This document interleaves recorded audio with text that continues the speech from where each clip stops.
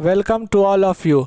आज हम लोग शुरू करने वाले क्लास 12 इंडिगो चैप्टर और इसके राइटर का नाम है लुइस फिशर। तो ये जो चैप्टर है ना, ये कोई कहानी नहीं है, ये सचमुच का जो घटना हुआ है कि किस तरीके से इंडिपेंडेंट का एक मूवमेंट चला था उसके बारे बताया गया है। ये जो चैप्टर है इंडिगो, इंडिगो का मतलब होता है नील। तो जो नील होता है यानी जो एक खेती होता है, तो उसमें किस तरीके से अंग्रेज जो भारतीयों पर अत्याचार कर रहा था और उसके बाद भारतीय लोग मिल के महात्मा गांधी के लीडरशिप के अंदर वो लोग अंग्रेज के खिलाफ लड़े और ये मूवमेंट को चलाए। तो ये एक मूवमेंट के बारे पूरा स्टोरी बताया गया है। तो सबसे पहले हम बता दें कि वहाँ पर जो एक जगह था चंपारण। तो चंपारण में क्या होता था कि वहाँ के जो कि जितना भी गरीब किसान लोग थे भारतीय, उन लोग से अंग्रेज लोग जो था वो लोग एक एग्रीमेंट कराया था। एग्रीमेंट में ऐसा था कि आप लोग सारा को यानी भारतीय किसान को वहाँ पे नील को उगाना होगा। अब भारतीय किसान तो इसके लिए तैयार हो गए और लेकिन उसी वक्त क्या हो गया, उस वक्त 1917 में वहाँ पर एक जर्मनी भी एक देश है, तो वो क्या किया उस वक्त वो लोग एक सिंथेटिक इंडिगो बनाने लगा, मतलब फैक्ट्री बना में ही इंडिगो को बनाने लगा। तो अब जब फैक्ट्री में इंडिगो बनाने लगा तो ब्रिटिश गवर्नमेंट को नुकसान होने लगा, तो क्योंकि ये लोग तो भारत से उपजा के ले जाया जाता था। तो अब ये लोग क्या बोलने लगा भारतीयों को कि ठीक है, अब इंडिगो तुम लोग को मत उगाओ, एग्रीमेंट अब हम उसको कैंसिल करते हैं, अब नया एग्रीमेंट होगा और उसमें तुम लोग को ज़मीन हम वापस लौटा देंगे और वो ज़मीन के बदले तुमको हमको महीना पैसा देना पड़ेगा। तो अब सोचिए कि वहाँ पहले तो ये भारतीयों के साथ कितना बड़ा धोखा था। क्यों देंगे भारतीय लोग पैसा, आखिर उनसे एग्रीमेंट कराया गया और वहाँ पे ज़मीन में बोला गया कि आप लोग इंडिगो उगाइए और उसके बाद में बोला गया कि नहीं इंडिगो नहीं, अब आप लोग को नहीं उगाना है और आपको ज़मीन क्योंकि हम वापस दे रहे इसलिए पैसा देना होगा। लेकिन उस वक्त क्या था, भारत के लोग बहुत से लोग वहाँ के जो गरीब किसान थे वो लोग पढ़े लिखे नहीं थे, तो उनमें बहुत सा कोई कोई उसमें पैसा भी वहाँ पे ब्रिटिश गवर्नमेंट को दे रहे थे। तो उस वक्त वहाँ पर एक आदमी रहते थे जिनका नाम राजकुमार शुक्ला था। वो देखे कि इन लोगों के साथ बहुत गलत हो रहा है, और राजकुमार शुक्ला भी एक पीजेंट थे। पीजेंट का मतलब होता है किसान, मतलब जो यहाँ पर पीजेंट लफ्ज़ बहुत बार इस चैप्टर में यूज़ किया गया है, तो हम लोग को जानना चाहिए। तो राजकुमार शुक्ला जो थे ये चीज़ को देखे, तो राजकुमार शुक्ला रहने वाले थे कहाँ के, चंपारण बिहार के। और चंपारण बिहार में वहाँ पर का जो जितना भी ज़मीन था ना, वो ज़मीन में 15% यानी 15% ज़मीन में इंडिगो का ही खेती उस वक्त होने का एग्रीमेंट था। तो किसान लोग को बहुत बड़ा नुकसान होने वाला था। तो इसीलिए राजकुमार शुक्ला जो है वो महात्मा गांधी से मिलने के लिए जाते हैं ताकि महात्मा गांधी को अपने प्रॉब्लम के बारे बताए, अपने बस्ती के प्रॉब्लम के बारे बताए और महात्मा गांधी को सॉल्यूशन निकाले। तो राजकुमार शुक्ला सबसे पहले लखनऊ जाते हैं। लखनऊ इसलिए जाते हैं कि वहाँ पे महात्मा गांधी आए हुए थे।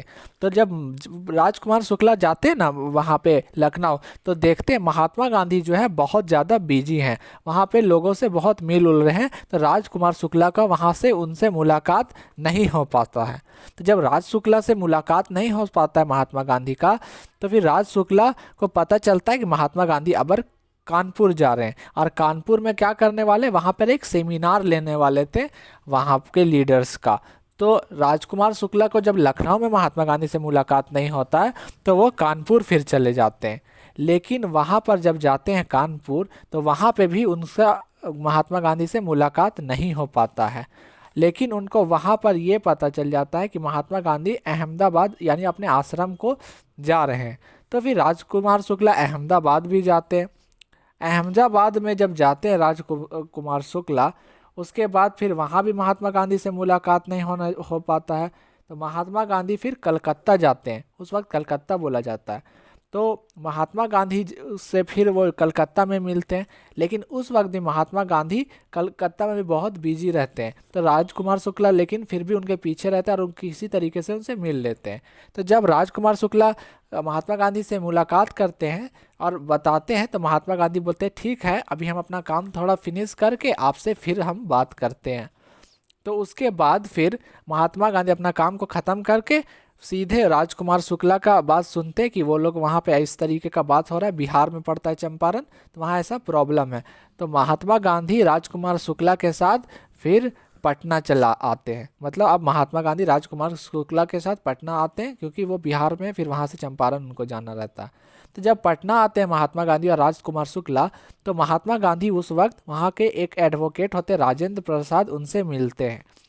और उसके बाद फिर राजेंद्र प्रसाद से मिलने के बाद वो मुजफ्फरपुर जाते हैं। महात्मा गांधी और राजकुमार शुक्ला दोनों भी साथ में रहते हैं।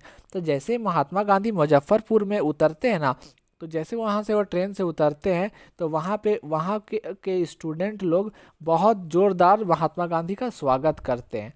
अब महात्मा गांधी को वहाँ पे एक प्रोफेसर से मतलब जानते हैं उनको, जिनका नाम रहता है प्रोफेसर मालकिन। वो क्या करते हैं, उनको अपने 2 दिन अपने के घर रोक लेते हैं। और महात्मा गांधी को वहाँ इतना प्यार मिलता है कि पूरे किसान महात्मा गांधी को लेने के लिए वहाँ पर आ जाते हैं। और उसके बाद वहाँ पर महात्मा गांधी कुछ वहाँ के वकील लोग से भी मिलते हैं। तो जब वकील लोग से महात्मा गांधी मिलते हैं ना, तो महात्मा गांधी उन वकील लोग जो उनसे मिलने आते हैं, तो महात्मा गांधी उनको डांटते भी हैं। क्यों डांटते हैं महात्मा गांधी? वो इसलिए महात्मा गांधी डांटते हैं क्योंकि वो लोग वकील इंडियंस थे, मगर इंडियंस का ही केस लड़ने के लिए वो लोग बहुत हैवी अमाउंट पे पैसा चार्ज कर रहे थे, जो महात्मा गांधी को बहुत बुरा लग रहा था। तो महात्मा गांधी बोलते हैं कि आप लोग इससे इतना चार्ज क्यों लेते हैं, और ये बोल के उनको डांटते हैं वकील लोग को। उसके बाद वहाँ पर जब महात्मा गांधी पूरा इन्फॉर्मेशन ले लेते हैं कि किस तरीके से ज़मीन है, क्या हुआ था क्या नहीं हुआ था, पूरा किस तरीके से उनको धोखा दिया गया, तो उसके बाद महात्मा गांधी अपना योजना बनाते हैं। तो जब वहाँ पे महात्मा गांधी सबसे पहले लेटर लिखते हैं वहाँ के ब्रिटिश लैंडलॉर्ड को, और उनसे कहते हैं कि आप ये जो हम लोग का किसान लोग भाई को जो तकलीफ़ हो रहा है उसके लिए आप मदद कीजिए। तो जो वहाँ का ब्रिटिश लैंडलॉर्ड होता है ना, वो बोलता है हम महात्मा गांधी जी हम आपका कोई हेल्प नहीं कर सकते हैं, सो आप जो है ना यहाँ से चल जाइए, नहीं तो हम आप लोग को अरेस्ट कर देंगे। मतलब महात्मा गांधी को ही अरेस्ट कर लेंगे। महात्मा गांधी को एक तरह से धमकी दिया जाता है। तो उसके बाद महात्मा गांधी को जब ऐसा बोलता है तो महात्मा गांधी बिल्कुल नहीं डरते। महात्मा गांधी लेकिन आंदोलन के लिए तैयार हो जाते हैं। उस वक्त जब महात्मा गांधी को लेटर आता है कि उनको अरेस्ट कर लिया जाएगा, तो वहाँ से बहुत सारे वकील लोग रहते हैं। तो वो वकील लोग बोलते हैं कि महात्मा गांधी गांधी जी अगर आपको जेल में डाला जाएगा ना, तो हम लोग भी चुप नहीं बैठेंगे, हम भी आपके साथ जेल जाएंगे। तो महात्मा गांधी को ये चीज़ बहुत अच्छा लगता है। अब महात्मा गांधी को पूरा पब्लिक घेर लेता है, बहुत ज़्यादा पब्लिक आता है कि महात्मा गांधी आए हैं, तो बहुत लोग भीड़ जमा हो जाता है। लेकिन ये बात देख के महात्मा गांधी को बहुत अच्छा लगता है। अब महात्मा गांधी बोलते हैं, जब उन लोगों का हौसला देखते हैं, तो वो बोलते हैं बैटल ऑफ चंपारण इज़ वून। उसका मतलब क्या हुआ? महात्मा गांधी बोलते हैं कि जो बैटल ऑफ चंपारण है वो हम लोग जीत चुके हैं, क्योंकि सारे लोग अब सारे भारतीय एक हो चुके हैं। इसलिए अब महात्मा गांधी का वेलकम कहाँ पे किस जगह में होता है? मोतीहारी जो जगह वहाँ पे है, वहाँ पे बहुत बड़ा वेलकम होता है।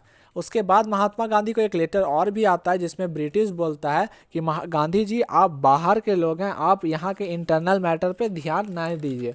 मतलब महात्मा गांधी को इस आंदोलन से रोकने का पूरा ब्रिटिश गवर्नमेंट कोशिश करता है, लेकिन ऐसा नहीं होता है। तो महात्मा गांधी के साथ क्योंकि पब्लिक का बहुत सपोर्ट रहता है, तो महात्मा गांधी इस आंदोलन को जीत लेते हैं। अब महात्मा गांधी जब जीतते हैं, तो महात्मा गांधी वहाँ पे जो अंग्रेज है उससे डिमांड करते हैं कि 50% जो ज़मीन है वो उन भारतीयों को वापस कर दिया जाए। लेकिन ऐसा नहीं होता है, 25% ही ज़मीन वापस होता है, और पूरा जो वापस उल्टा भारतीय से ही पैसा जो मांगा जा रहा था वो चीज़ ख़त्म हो जाता है। अब भारतीयों को पैसा नहीं देना होगा। तो ये चीज़ भारतीयों के लिए बहुत बड़ा एक आंदोलन होता है जो उन लोग अंग्रेज से जीतते हैं। तो मतलब 25% भारतीयों को ज़मीन मिल जाता है, और अब उनको गवर्नमेंट को कोई उस टैक्स भी नहीं देना पड़ेगा जो वो मांग रहे थे। तो ये भारतीय यहाँ पे जीत जाते हैं।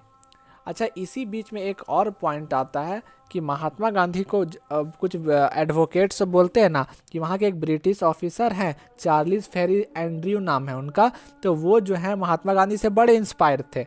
तो वो जो थे एक अंग्रेज़ थे, तो उनको भी अपने साथ ले लिया जाए चंपारण की लड़ाई में।